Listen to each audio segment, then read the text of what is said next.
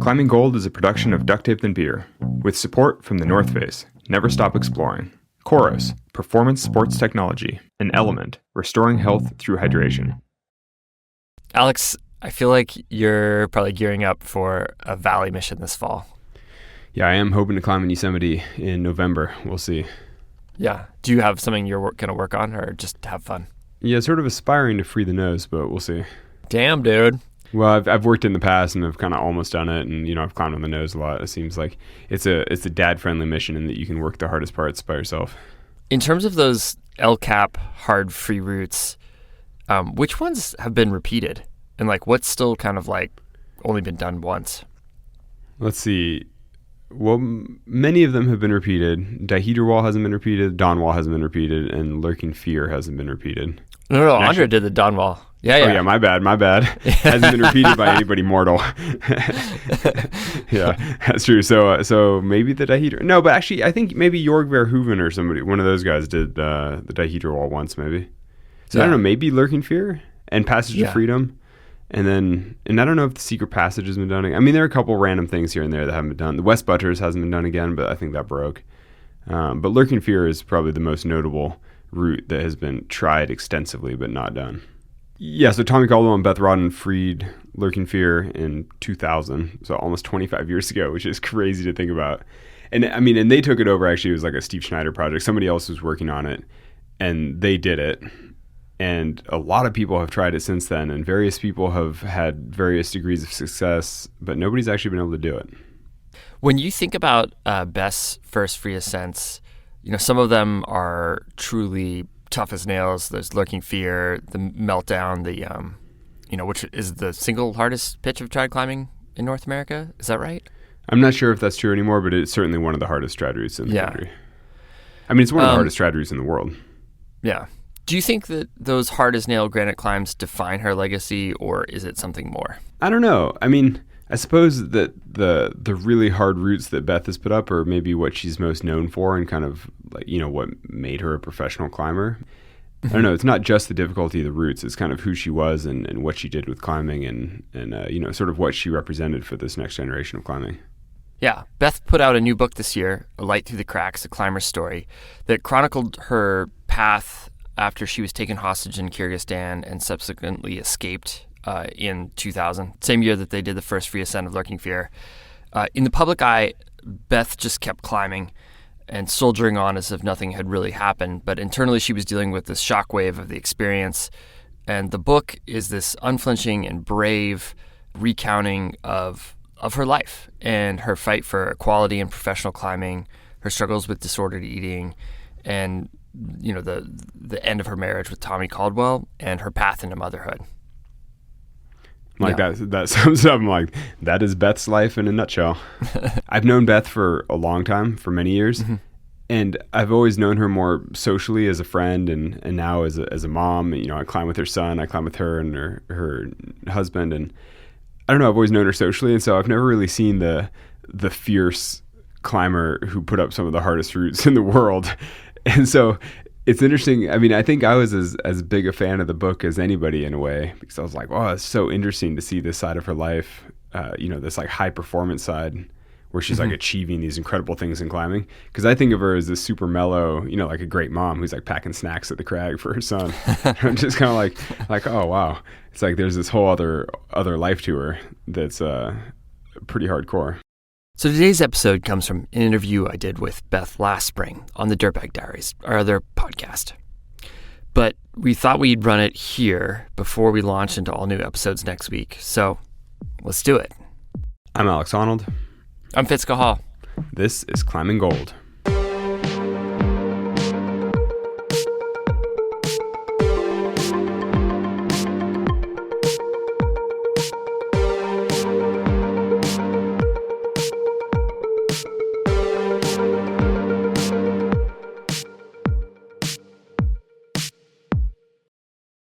A Light Through the Cracks begins in the aftermath of your expedition to Kyrgyzstan and your kidnapping and subsequent escape.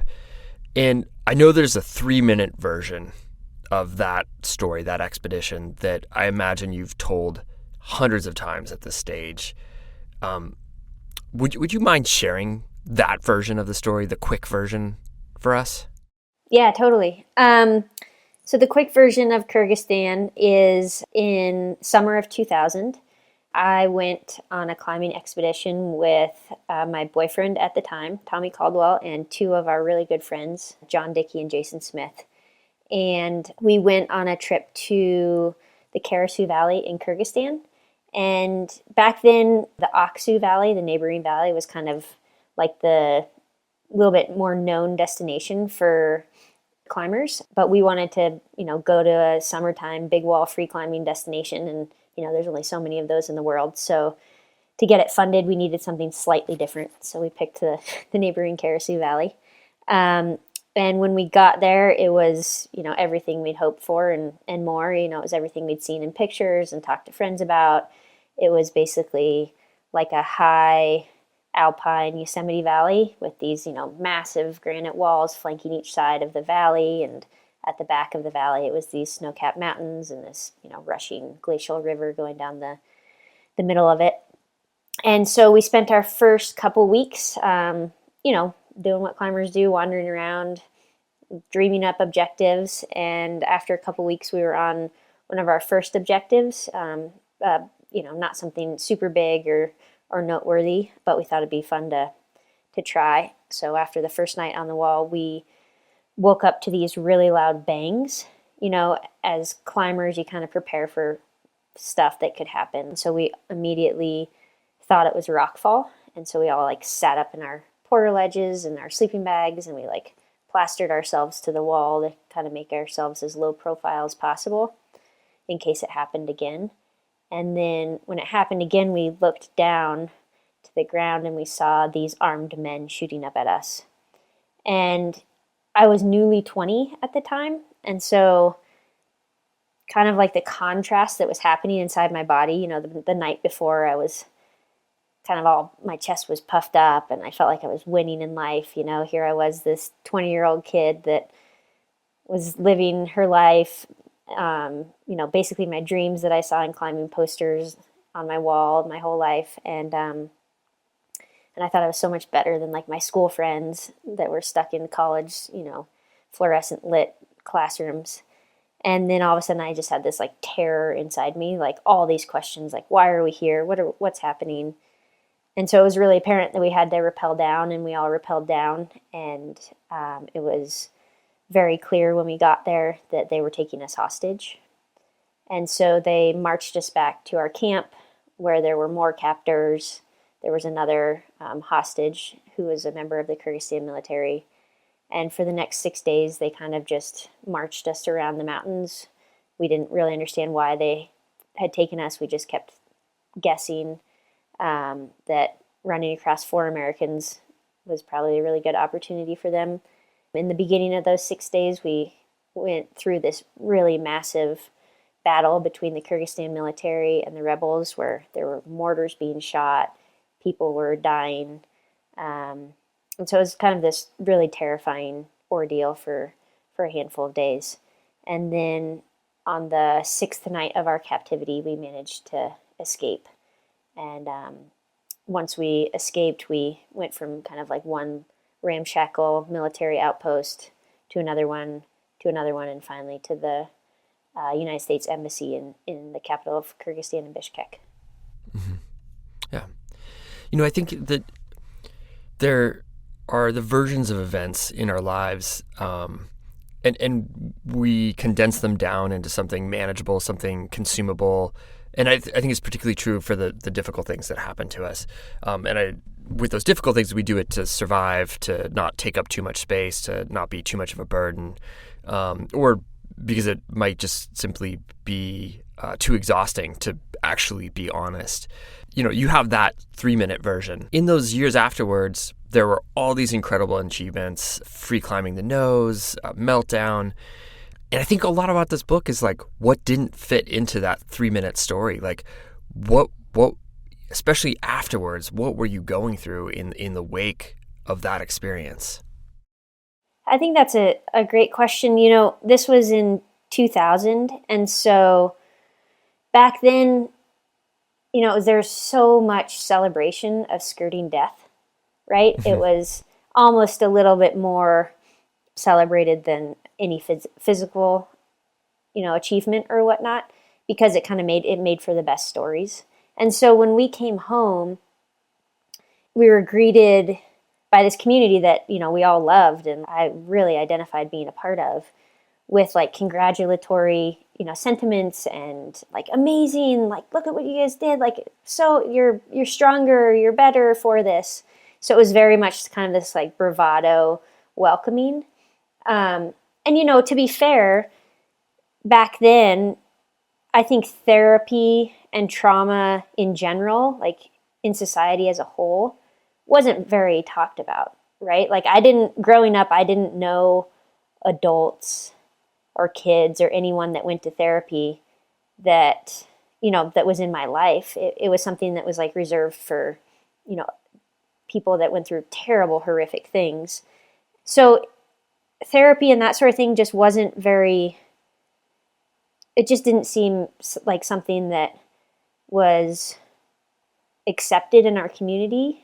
And so I did start having nightmares pretty immediately, and I felt pretty ashamed of that because I was being told from the outside like how amazing I was and how great this thing was that I went through and how much stronger I'd be because of it. I was pretty ashamed to admit that. So the only people that knew I was having a hard time were my parents and Tommy. And I was still on my parents' insurance at the time. And so, insurance approves like 6 sessions a year at therapy or something like that. And so I went to like 6 sessions to try and help me sleep through the night, which did work. But then after that, I started developing kind of all these like really unhealthy bumpers and ways to live life that I didn't really tell anybody about. I was terrified to be cold because we were, anything that reminded me of Kyrgyzstan. So being cold, we were at 11,000 feet when we were kidnapped, and we didn't have anything like really warm, just like a light jacket and pants. So I was terrified to be cold. I was terrified to be hungry because we didn't have more than, 100 to 200 calories a day. We would like split bars with each other and our captors. And so there's all these things that were happening that I don't think I knew how to process because I just wasn't talking about it with anybody. No one was asking me about it. No one was really saying like, how are you doing? Especially I didn't ever really talk about it with Tommy, which, we ended up getting married and kind of living this like welded life together. But I saw him seemingly fine and seemingly thriving in climbing. So I was like, well, if that's working for Tommy, I should probably just jump on board. And that's what I did. So I kind of jumped on board with just throwing myself into climbing, trying to like bury all these thoughts and fears and worries and whatnot as deep as I could. And, kind of just go with the dialogue that seemed to work. I'm curious whether you see it this way, but this book, it seems to be very much both about holding on very tight and then also learning to let go. Do you see it that way? Oh yeah, totally. I feel like my 20s into probably my early 30s, I had this fierce vice grip of control on my life, or I tried to, and, I controlled my eating, my friends, my climbing, my marriage, just like everything, like where I traveled, who I hung out with. And then going through a divorce and then becoming a mom, I feel like that's like everything you need to let go in life, right? It's like those two things will like fast forward that you can't really have a tight vice grip of control on life, and it will just like, zoom that to your forefront and just magnify it completely. I could not agree more. Yeah. We'll be back with more after the break.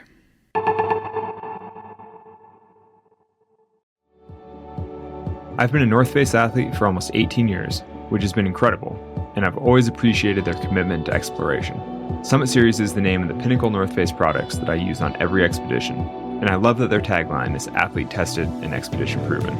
I've personally tested these products all over the world, and they've always proven themselves. Future Fleece is the next generation base layer that I wear almost every day of climbing outside, whether on the wall or at the crag. You can shop the full Summit Series collection at thenorthface.com. Element is a zero-sugar electrolyte drink mix formulated with a science-backed ratio of sodium to potassium to magnesium. Each packet delivers a meaningful dose of electrolytes free of sugar, artificial colors, or other dodgy ingredients. It tastes great, and I've used it extensively on expeditions. And my 2-year-old loves it and calls it sprinkle water. Element is formulated for anyone looking to restore health through hydration and is perfectly suited for athletes, folks who are fasting, or those who follow keto, low-carb, whole food, or paleo diets. Try Element totally risk-free. If you don't like it, they'll refund your order, no questions asked. Get your free sample pack with any Element purchase at drinkelement.com/climbinggold. Be sure to try the new Element Sparkling, a bold 16-ounce can of sparkling electrolyte water. That's drinklmnt.com/climbinggold. One of the things that struck me while reading the book is that there's this incredible juxtaposition between physical danger and emotional danger. You know, on one side, there's the very real, very traumatic, life-altering experience in Kyrgyzstan. There's also the self-imposed risk of difficult trad climbing on thin gear, way off the ground. And on the other hand, there's also this sense of emotional risk and danger that seems to happen in the part where you fall in love with your now husband, Randy Perot, while you're still married to Tommy.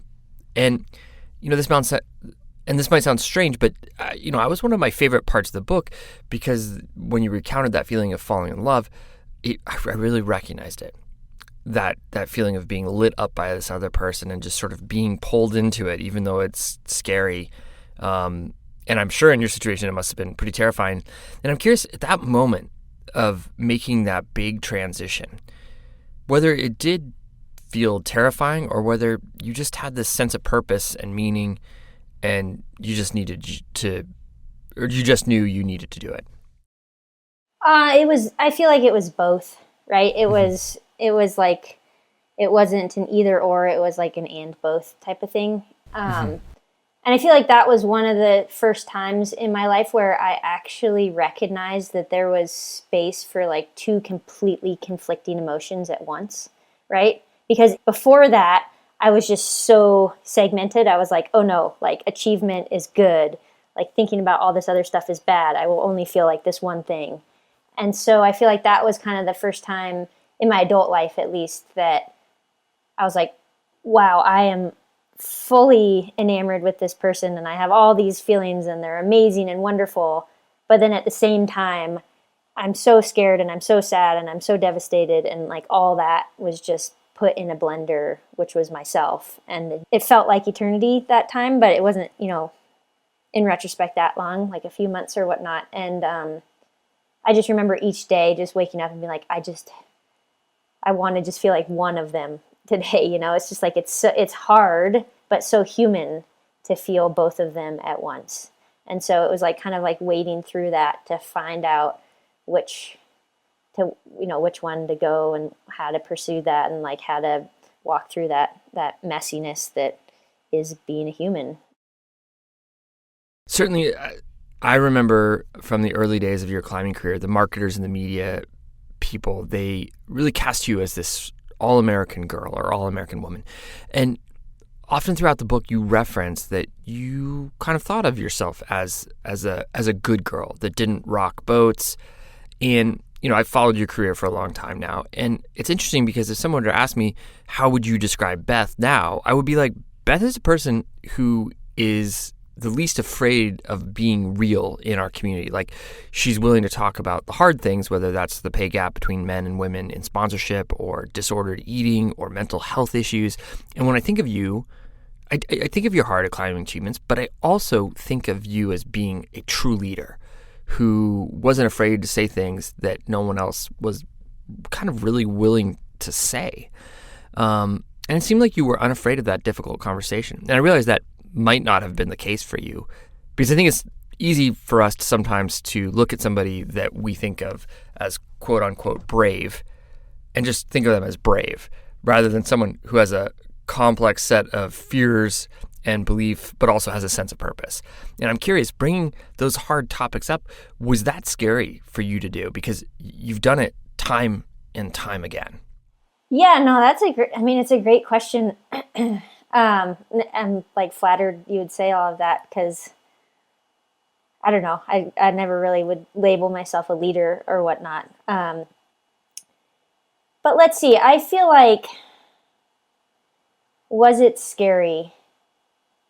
Maybe, yeah, at times. I feel like, but maybe not so much in the way that I would think of fear.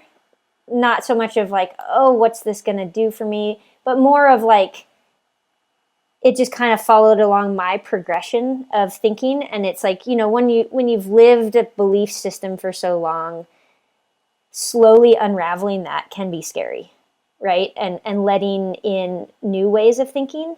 And so I feel like if there was fear, and if there is fear, because I feel like, I still do stuff today that is probably more like that, like, oh, am I ready to like kind of let go of this thing that was kind of my guiding true north for so long, and is that how I feel? And so, sometimes like when I write about things or I post things or I talk about things, like I'm pretty set in my beliefs, and other times I'm like, I'm feeling this way like today. Will I feel that way tomorrow? I don't know, but sometimes I just go for it anyways. Yeah, and I feel like for me, I couldn't have gotten there if I hadn't kind of gone through that. I don't know if I should call it an aftermath, but kind of like the divorce, all the injuries, all that sort of thing of like, before that, my entire world, like every single thing was centered around professional climbing and making sure that none of those things kind of rocked the boat, because I was so like, I was just so welded to that, right? Like my identity, my friends, my marriage, just everything. But then once I slowly started to lose that or pull away from that, right? Like when I wasn't married to Tommy anymore, when my body wasn't able to be kind of this vehicle that I could use for achievement anymore, when I started to have like normal friends and more normal life, that's when I kind of was able to take a little bit of a step back and be like, wait, why are we celebrating these things that we all kind of have to live by? And why aren't all these other things just as worthy of the celebration? And, once I was kind of able to start to make that shift, that's when I feel like, I was able to start talking about it. Yeah. Yeah. Since you've sort of broached some of those topics of like equal pay, supporting athletes that want to have children, all those things, have you seen improvements, or have you seen our community respond to some of those conversations? And obviously more people have had them because you started those conversations and it sort of it snowballs, but have you seen improvements? Absolutely. Yeah, I feel like roughly 10 years ago when I started talking about, pregnancy and climbing or wanting to continue my career, it was a pretty taboo subject, right? Like most of the women before me, gracefully bowed out, like did the things they wanted to do and gracefully bowed out of climbing, or, some got dropped by their sponsors or whatnot. And now talking to my younger friends having kids now, it's like, yes, it's still scary because, we don't have 50 years of experience behind us, but it would be so uncommon if, something changed for their career. And then as far as mental health, yeah, I see that changing all the time. Like I see it has come leaps and bounds, like therapy, thank goodness, in a community like ours that experiences so much death and trauma. It's widely talked about now. And, obviously I'm not married to Tommy anymore, so I don't actually have firsthand knowledge of people's pay and that type of thing. But talking to friends who are at the top of the sport now, both male and female, it seems much more equitable than when I was at the top of the sport. So I think everything's coming a very long way. Have we crossed the finish line and checked the box? No. But I feel like it's going in the right direction. We'll be back with more after the break. I first found Coros when I was looking for a GPS watch that could track my biggest outdoor adventures. I needed something with a massive battery life that was also robust enough to handle the climbing. As it turns out, Coros is the only GPS watch brand that has done some serious development for climbers, from multi-pitch GPS tracking to indoor programmed workouts. The watches have a mind-blowing battery life. The Vertex watch series lasts for more than 100 hours in GPS activities, so I only need to charge it once every several weeks. I only need to charge my watch so sporadically that I can never find the charger, because I haven't used it in 6 weeks. If you're interested in bringing new technology into your climbing training and tracking, you should consider their new Vertex 2S. Go to Coros.com and use the code ClimbingGold to secure a free watch carabiner with the purchase of your new Vertex 2S. The link's in the show notes. You know, there's this line towards the end of the book, and it says, if someone had told me in my 20s that I would feel more alive being a mom or being in love or having a day out with my girlfriends than I did while I was freeing a route on El Cap, I would have nodded and smiled and walked away thinking that they had no idea what they were talking about. Why would I pursue some normal, boring, run-of-the-mill life when I was seeking and achieving excellence? And in the next paragraph, you say, I finally understand that pursuing greatness didn't fill me the way normal life did. If I wanted to have a big life, I needed to live a smaller one. Talk to me about that paradox of needing to embrace the small life in order to have the big one. Yeah, I mean, I feel like for, over a decade, I was living the grandiose life dream, right? Like big achievements, big trips, magazine covers, movies, all that sort of thing. But with each one, I always thought I would kind of be filled up more inside, right? With each achievement, I was like, okay, well, this is going to lead to like that little bit more of calm and contentedness or whatever. And each one I was like, huh. And so then I just be like, oh, maybe I just need to dream bigger and do more. And so I do that and that. And each one I was like, oh, I'm just not, something's not happening. And so after that period, of divorce and injuries and all that sort of thing, just actually living this smaller life, like going out to dinner with friends, going to the beach, like actually not climbing, going on a vacation, and trying to actually, I was like, oh wow, this is pretty enjoyable, and so I feel like just those, years afterwards, contrasting them to this really, intense and wonderful and achievement filled, decade prior, it was a pretty good, way for me to see that, oh, maybe I don't need all of that. Yeah. No, it's so much about that answer made me smile because I feel like I felt like the same way about the beach, especially like in the years where I was like climbing a lot. I was like, why would you ever go to the beach? Like it makes no sense. And I feel like after having kids and you go into the beach, you're like, hey, the beach is not that bad. This is a pretty good deal. Like, and now my kids are always like, yeah, let's go to the beach. I'm like, I'm in. So it's funny. It's like, I feel like that's been a wonderful thing about parenthood that's opened me up to more experiences that cause wonder in children, and then they in turn cause wonder in me and appreciation for them, and I love that. One of the things you brought up there, and I've been thinking about this a lot, just in a bunch of conversations I've been having, and what's going on in my life in general, is that I think maybe as we get older, if we're lucky enough, we start to understand that there is a difference between results and success.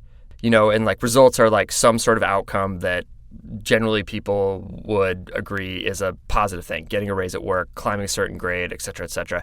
And then there's success. And we actually get to define that. Like we actually get to say, like, what does it mean to have a successful life? And I'm curious from your standpoint, like, what is, for Beth Rodden, like, what is a successful life? Like, could you define it? Oh gosh, I don't know if I can define it. I feel like I'm just, I'm bumbling through life, and just trying my best. But I feel like one thing that has been hugely eye-opening for me just in the past decade or a little bit more is try, and this is going to sound so, well, of course type of thing, but trying to actually listen to what is okay for me, right? Instead of the outside noise. Because I feel like I always defined success or results or whatnot by outside accolades and what other people were telling me, because I feel like I had placed little value in what I actually believed, so I was kind of like, well, if I do the nose, everybody's going to say that's good, so I'm going to do that, or if I do a harder grade, everybody else is going to be really impressed, so that's going to make me feel good. Whereas some days now, I'm like, I am exhausted and I'm just totally cooked, and I just need to take today and like literally do nothing, right? Like nobody's going to pat me on the back and be like, good job for doing nothing and like recouping and doing all that sort of thing. But, I'm like, well, that's actually what I need to do. I need to sit on the couch. I'm going to doom scroll for a little while. I'm going to take a nap in the middle of the day, and that's what I'm going to do. So I feel like that's been at least a step in the right direction. But I don't know. I'm only in my mid-40s. I feel like maybe we should ask somebody who's like been lucky enough to live to 90 or 80 or something like that, what they define success by. Yeah. Well, that leads me into my next question is I had a mentor once like talk to me about like the big picture of life. And I always really appreciate this person's perspective, but they sort of reminded me is like,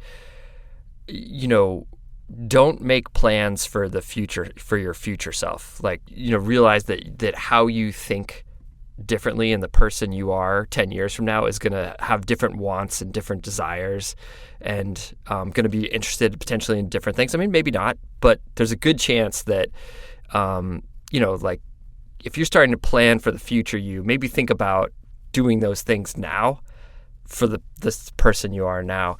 And I'm like curious, like when we think about that, as someone who's gone through so much growth, in a really hard, difficult way, how do we make space for the future versions of ourselves? Gosh, that's a great question.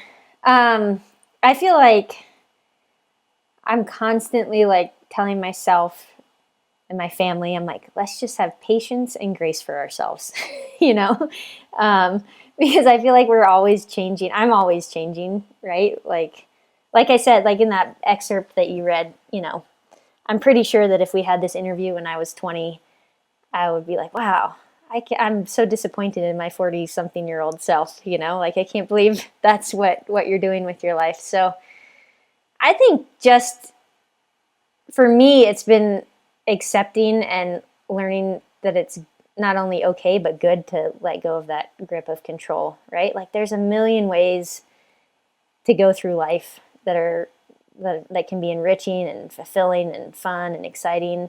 And so I feel like as a climber and in the climbing community, I was always so convinced that we were doing it right, like somehow we were better than everybody else. But man, there's a million ways out there that people are happy and enjoying life. And like you said, maybe in 10, 20 years, we're just going to be hanging out on the beach. And that's going to be great, Yeah. We've been in this sport for a long time. And there's sometimes I get sad because I see some of my older friends like give up on it because they can't come to terms with the fact that your skills do diminish. There are more competing things. You can't be excellent to be excellent at climbing, you need to be kind of all in first off. And they will hold themselves up to the standard that is not achievable if you're like a mid-40s parent or a mid-30s parent or whatever it is, right? And I guess like, do you still love climbing? All these years later, like, is it still giving you the same amount of joy or maybe even more joy? Yeah, absolutely. I feel like I love climbing. I've been sick the past couple days and I was really sad not to go climbing, and not because I couldn't send some amazing project that's like super hard, but I just kind of, I love climbing. And I think I'm just like you. I've seen so many of my peers, like, once you can't push the level of the sport forward anymore, once you're, climbing many levels below what you used to, it's hard for them to stay in it. And so they stop climbing. And, I totally went through that period for a few years. Climbing was causing me more anguish, than joy.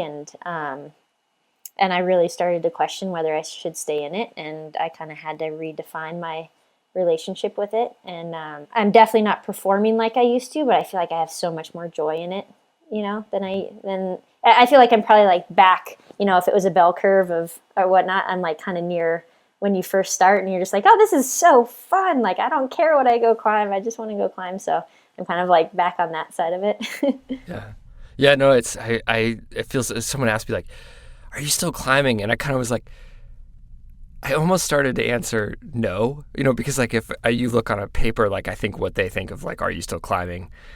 I'd be like, no, I'm not still doing what I used to do. I'm not still like, that's not the case. But then I thought about it and I was like, you're still climbing probably 150 days a year, and it's like, it's just different. For me, it's like I steal an hour and 20 minutes at the gym and I'm like freaking psyched and I'm not good, but like I derive so much joy out of the movement. And then when I do go climbing outside, it's I get some days to myself out there, but I don't even really care about that. It's mostly I'm psyched to get the boys out climbing.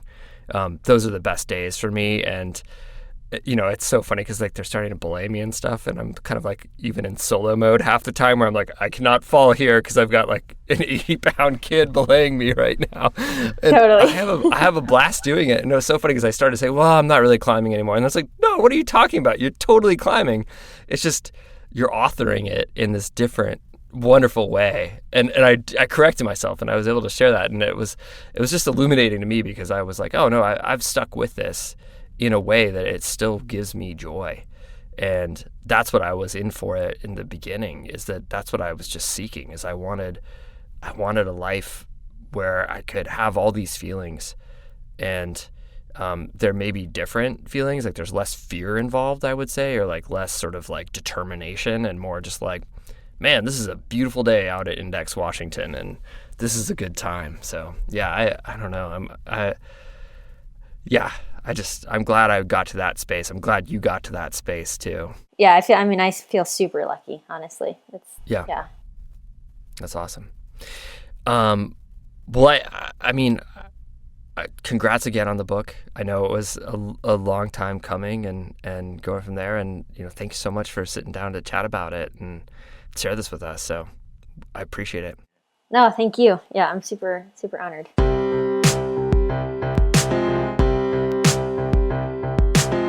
Thanks, Beth, for chatting. This interview originally appeared on our other podcast, The Dirtbag Diaries. You can find it wherever you get your podcasts. Climbing Gold is a production of Duct Tape Then Beer. Alex Honnold is our host. Our production and editing team includes the talents of Lauren Delani Miller, Marco Seiler Gonzalez, and Evan Phillips. Skylar Perwins is our YouTube and social media editor. Music today by Brendan O'Connell. Tracks are courtesy of the artist or Track Club. Our creative director is me, Fitz Cahal, and our executive producers are Jonathan Retzik and Ben Endy for RXR Sports, and Lisa Hendricks and Becca Call for Duct Tape Then Beer. Thanks for listening.